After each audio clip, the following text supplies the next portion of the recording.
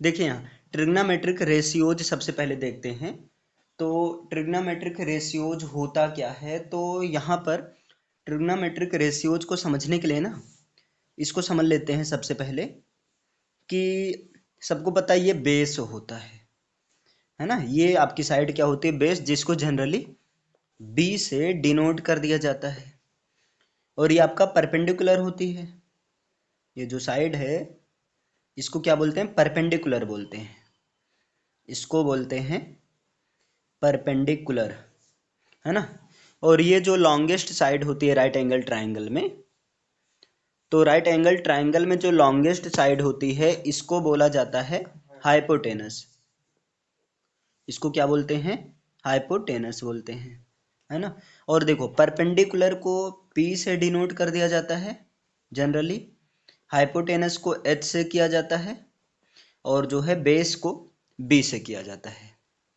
तो एक्चुअल में trigonometric ratios में होता क्या है, इन्हीं के बीच रिलेशन होता है एक प्रकार से, है ना। जैसे अगर परपेंडिकुलर और हाइपोटेनस का अगर रिलेशन बनाया जाएगा, यानी कि परपेंडिकुलर और हाइपोटेनस का रेशियो देखा जाएगा, तो ये इक्वल होता है साइन के इक्वल होता है, ये इक्वल होता है साइन के इक्वल होता है ना। अब यहाँ पर आप साइन, एक्चुअल में यहाँ होता है साइन थीटा, आप sine A, sine X, sine P, sine Q कुछ भी मान सकते हैं। तो perpendicular upon hypotenuse is equal to होता है साइन थीटा, या sine theta is equal to होता है परपेंडिकुलर अपॉन हाइपोटेनस होता है ना। और दूसरा नंबर देखिए, परपेंडिकुलर को हाइपोटेनस के रेशियो में देखा गया तो P अपॉन H मिला। अब देखिए अगर हम इसी को थोड़ा चेंज करके,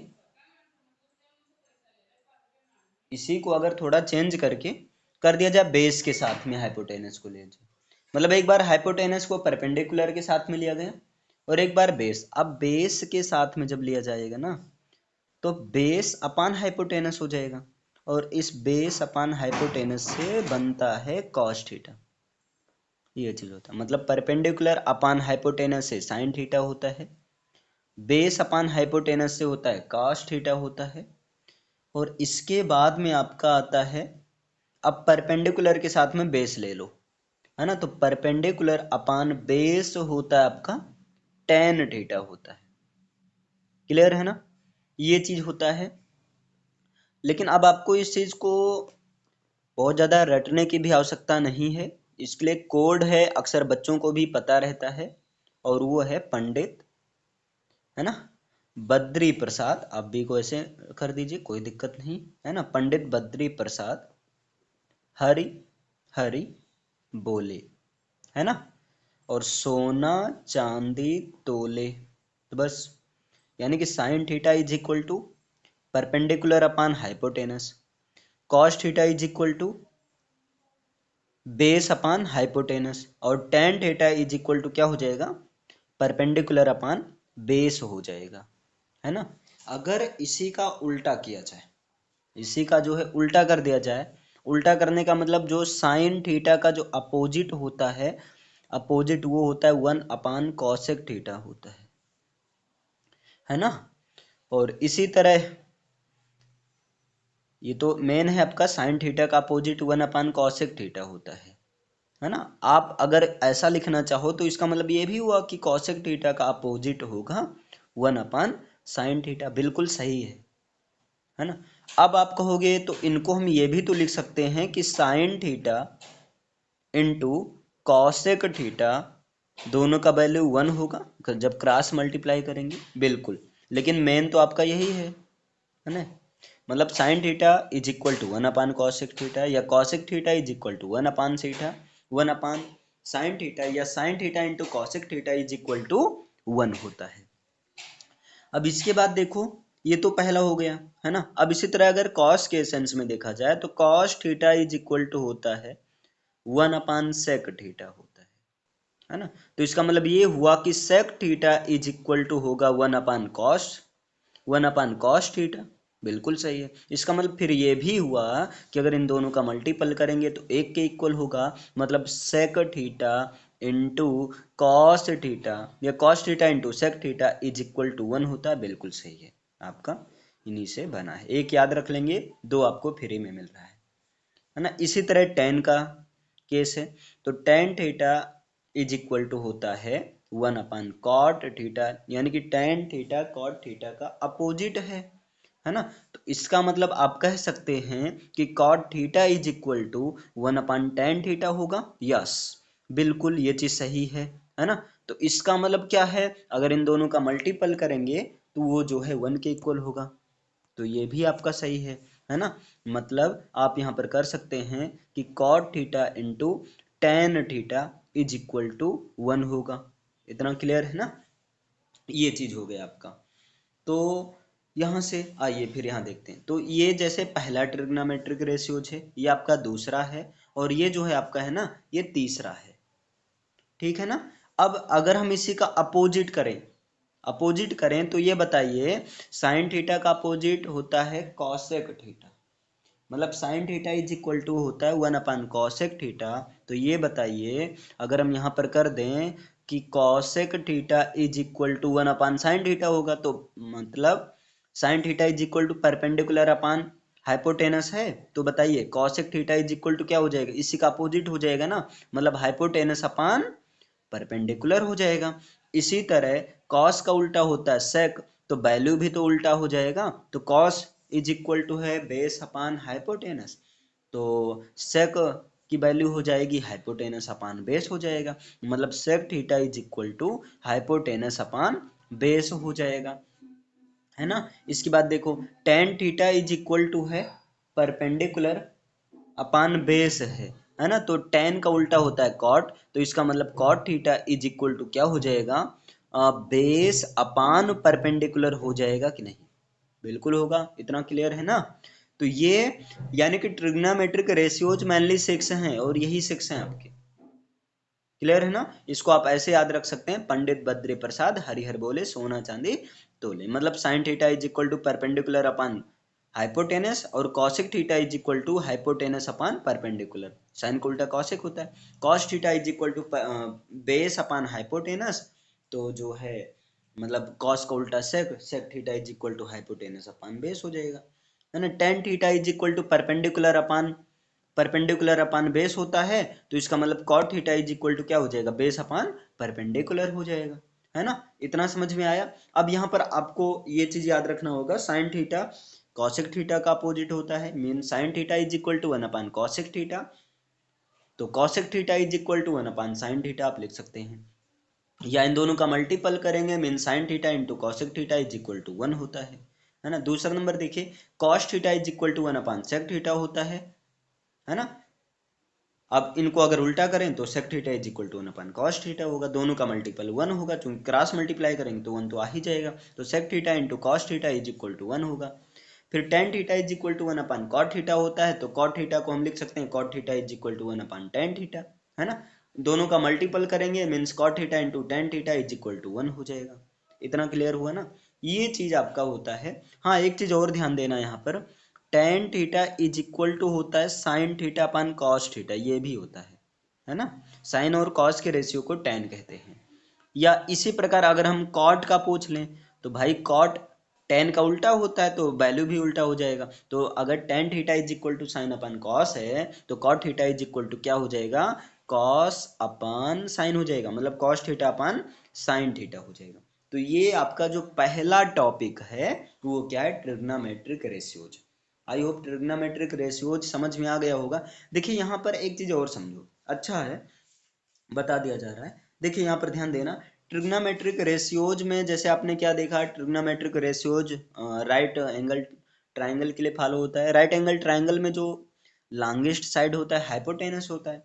तो यहाँ पर जैसे मान लो कभी ऐसे क्वेश्चन दे दें कि ऑप्शनल में दे दें, खासकर जैसे दे दें कि इसका वैल्यू 3 है, इसका वैल्यू 4 है, तो इसका वैल्यू क्या होगा, है ना। तो आप फार्मूला लगाएंगे, पाइथागोरस थ्योरम का यूज करेंगे, और पाइथागोरस थ्योरम ये कहता है कि एच स्क्वायर मतलब हाइपोटेनस का स्क्वायर इक्वल होता है परपेंडिकुलर स्क्वायर के, मतलब पी के स्क्वायर के, और प्लस बेस के स्क्वायर के। बेस का मतलब ये भाई 4 है ना, तो बेस के स्क्वायर का अब वैल्यू आप पुटअप करेंगे, तो H square is equal to P का वैल्यू 3, और 3 का जब स्क्वायर करेंगे तो 9 हो जाएगा। है ना। और यहाँ पर बी का स्क्वायर का मतलब 4, और जब 4 का वैल्यू रखोगे तो 4 4 जा 16 हो जाएगा, 16 और 9 हो जाएगा 25, और जब 25 ये स्क्वायर उधर जाएगा तो ये स्क्वायर √25 हो जाएगा। सॉल्व करेंगे तो आया 5, तो आप कहेंगे इसका वैल्यू 5 है। यानी कि देखो, या पाइथागोरस थ्योरम से इतना आप सॉल्व करेंगे, उसके बाद आप पाएंगे कि हाँ ये चीज़ आपका है ना। तो यहाँ पर देखो आप एक चीज़ और इसका तरीका है, खासकर ऑप्शनल सॉल्व करने के लिए वो बहुत काम आता है। यहाँ पर आता है एक ट्रिपलेट आता है ना। तो ट्रिपलेट में जैसे 3 4 5 का ट्रिपलेट बनता है। अब आपको एक चीज़ याद रखना है, 3 4 5 ये ट्रिपलेट के फॉर्म में है। जो सबसे लॉन्गेस्ट साइड हाइपोटेनस होता है, जो सबसे शॉर्टेस्ट साइड होता है वो परपेंडिकुलर होता है, और बीच में क्या होता है आपका बेस होता है ना। ये चीज होता है। तो 3 4 5 ये तो ट्रिपलेट है। अब देखो इसके मल्टीपल में अगर कोई है तो वो भी ट्रिपलेट होता है। अगर इसके मल्टीपल में कोई है तो वो भी ट्रिपलेट होता है। जैसे हम कर दें 6 3 2 जा 6, 4 2 जा 8, और यहाँ 5 3 जा 15, है ना। तो ये भी इसका ट्रिपलेट है भाई, 6 8 15 ये भी ट्रिपलेट है ना। अब आपसे कह दिया जाए, चलो बताओ 9 3 3 जा 9, 4 3 जा 12, है ना, और 5 3 जा 15। अच्छा ये गलत हो रहा भाई, 5 2 जा 10 होगा ना, तो ये ट्रिपलेट है। तो खैर अभी ट्रिपलेट आप शार्ट में ऐसे देख लीजिए, आगे चलकर हम बता देंगे ट्रिपलेट कैसे बन रहा है, इसका मतलब कोड क्या है, याद करने का तरीका क्या है। अभी आप शार्ट के लिए याद रख सकते हैं, है ना। तो एक प्रकार से ये ट्रिग्नोमेट्रिक रेशियोज। अच्छा हाँ, ये भी प्रश्न आता है कि ट्रिग्नोमेट्रिक रेशियोज काम कैसे करता है, मतलब कहाँ पर कैसे काम आता है। इसकी सहायता से जो है हम क्वेश्चन कैसे लगाएंगे, है ना। ये भी प्रश्न आता है इसकी सहायता से क्वेश्चन कैसे लगाएंगे। आइए एक क्वेश्चन बता दिया जाए ताकि क्लियर हो जाए कि हाँ इसका जो है यूज कैसे होता है, क्या कैसे होता है ना। तो देखो यहाँ पर ध्यान दीजिए, जैसे यहाँ पर एक क्वेश्चन है, क्वेश्चन नंबर 4 हम आपको दिखाने का देख लीजिए, और यहाँ से अभी समझा भी दिया जा रहा है। देखिए क्वेश्चन नंबर 4 कह रहा है कि cos theta is equal to 2/3 है ना। तो यहाँ पर इन्होंने कह दिया कि कॉस थीटा, ध्यान दीजिएगा, इन्होंने कह दिया, क्या कहा भाई, इन्होंने एक मिनट हाँ, इन्होंने कहा कि cos theta is equal to क्या है, 2/4 है। Cos theta is equal to 2/4 है, ऐसा क्वेश्चन में, सॉरी 2/3 है, 2/3 है ना। फिर ये कह रहे हैं then the value of 2 sec square theta plus 2 tan square theta minus 9 का वैल्यू बताओ। मतलब वैल्यू हमें बताना है 2 sec square theta plus 2 tan square theta और माइनस 9, इसका वैल्यू बताना है। अब देखिए यहाँ पर ट्रिग्नोमेट्रिक रेशियोज कैसे काम करता है। अब आपको पता है कि आपने अभी याद ही कर रखा है कि cos theta is equal to क्या होता है, बेस अपान हाइपोटेनस होता है। कैसे याद रखेंगे, आपने अभी कोड भी देखा था, पंडित बद्री प्रसाद हरि हरि बोले और सोना चांदी तोले, आपने ये चीज देखा था, है ना। तो अब बताइए जरा दिमाग लगाओ इसमें, ये चीज है, मतलब sine theta is equal to perpendicular upon hypotenuse था, cos theta is equal to base upon hypotenuse, मतलब यहाँ पर ये वाला अप्लाई होगा, और जब ये वाला अप्लाई होगा इसमें तो बताइए, जब इसमें ये वाला अप्लाई होगा तो बताइए ये कॉस के सेंस में ना, तो cos theta is equal to होता है बेस अपान परपेंडिकुलर, मतलब ये तुम्हारा बेस है और ये तुम्हारा क्या है, परपेंडिकुलर है, और सॉरी हाइपोटेनस है। अरे बेस अपान हाइपोटेनस है ना, इधर देखो बेस अपान हाइपोटेनस है, तो यहाँ पर 2 हो गया बेस और 3 हो गया तुम्हारा हाइपोटेनस, एच हो गया। समझ में आ रहा है ना, देखते रहो इधर। अब देखो यहाँ पर अब आपको पता है कि पाइथागोरस थ्योरम होता है, और पाइथागोरस थ्योरम क्या होता है, H square is equal to P square plus B square होता है ना।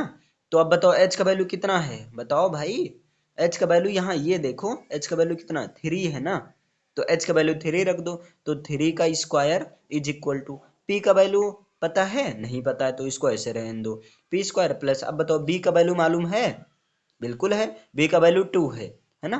अब small B capital B doesn't matter, कोई दिक्कत नहीं, कुल मिलाकर याद रखो बी मीन्स बेस हो गया यहाँ पर। तो बी का वैल्यू क्या है देखो 2 है, तो 2 का स्क्वायर कर दो, अब देखो 3 3 जा 9 हो गया, और is equal to P square और प्लस 2 2 जा 4, अब 4 जब इधर आएगा किस में हो जाएगा, बताओ भाई, 4 जब इधर आएगा तो किस में हो जाएगा, माइनस में हो जाएगा ना, मतलब 9 minus 4 is equal to P square होगा। तो अब बताओ 9 में से 4 जाएगा, कितना आएगा, कितना आएगा, 5 आएगा ना। तो यहाँ पर 5 is equal to P square, तो अब बताइए p इज इक्वल टू क्या हो जाएगा, √5 होगा। अरे स्क्वायर जब उधर जाएगा स्क्वायर रूट में हो जाएगा, तो p का वैल्यू तुम्हारा ये चीज आ गया, है ना। इतना क्लियर हुआ। अब देखो p का वैल्यू ये हो गया, अब यहाँ पर अप्लाई करो, देखो 2 है और सेक स्क्वायर थीटा। अब बताओ सेक का फार्मूला क्या होता है, अभी बताया गया था कि sine theta is equal to perpendicular upon hypotenuse होता है ना। तो साइन का उल्टा कॉसेक होता है, तो cosec theta is equal to होता है हाइपोटेनस अपान परपेंडिकुलर होता है। अब बताइए cos theta is equal to होता है बेस अपान हाइपोटेनस होता है, तो कॉस का उल्टा होता है सेक, तो इसका मतलब sec theta is equal to क्या हो जाएगा, हाइपोटेनस अपान बेस हो जाएगा, है ना। तो अब बताओ यहाँ सेक ही तो कह रहा है, तो यहाँ कौन सा फार्मूला लगाया जाए, 2 और sec square theta is equal to क्या होता है, फिर भूल गए। अरे भाई sec square theta is equal to hypotenuse upon base होगा, तो यहाँ पर लिख दो हाइपोटेनस अपान बेस का होल स्क्वायर हो गया, प्लस अब देखो यहाँ 2, अब देखो यहाँ टेन स्क्वायर थीटा। अब बताओ tan square theta, tan theta is equal to क्या होता है, परपेंडिकुलर अपान बेस होता है, तो रख दो 2 in a bracket perpendicular upon base, है ना, का होल स्क्वायर और -9 कर दो। अब इसी को सॉल्व करो। अब बताओ देखो 2 h का वैल्यू कितना है, देखो 3 है, तो 3 3 4 9 हो जाएगा, है ना। 2 यहाँ मल्टीप्लाई लगा दो, और देखो b का वैल्यू कितना है, 2 है भाई। b का वैल्यू, रुको थोड़ा हम बहुत ज़्यादा जूम हो गए, b का वैल्यू 2 है, और जब b का वैल्यू 2 है तो यहाँ 2 2 जा कितना हो जाएगा, 4 हो जाएगा, मतलब 9/4 हो गया, और यहाँ प्लस लगा दो 2।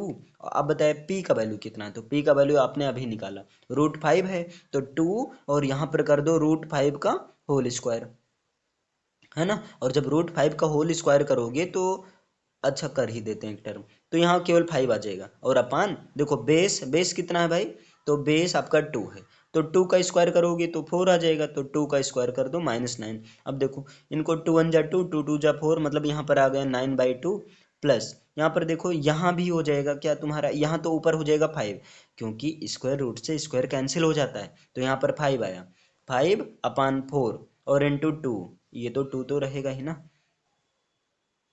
2 तो रहेगा ही, -9, 2 1 जा 2, 2 2 जा 4, तो देखो कितना आया 9/2, और यहाँ पर प्लस यहाँ पर आया तुम्हारा 5/2 और -9। अब देखो इन दोनों का डिनोमिनेटर इक्वल है ना, तो इन दोनों का डिनोमिनेटर इक्वल है, तो भाई सिंपल सा है, 9 + 5 कर दो, अपन इक्वल है तो एक ही बार लिख दो, -9 कर दो। अब बताओ 9 5 कितना हो जाएगा, 14 हो जाएगा ना, 14/2 और -9, 2 1 जा 2, 2 7 जा 14, तो यहाँ पर क्या आया 7 -9। अब बताओ 7 में से 9 तो जाएगा नहीं, तो 9 में से 7 माइनस कर दो, तो 2 आया, ज़्यादा कौन है 9 है, इसलिए -2 तुम्हारा। इतना आप सॉल्व करेंगे तो बी वाला ऑप्शन आपका सही है। तो इस तरह से आपको ट्रिग्नोमेट्रिक रेशियोज का यूज करना है ना। समझ में आया यहाँ तक। तो चलिए एक टॉपिक आपका कंप्लीट हो गया, और वो टॉपिक क्या था आपका, trigonometric ratios. Done, I hope समझ में आ गया होगा। ओके।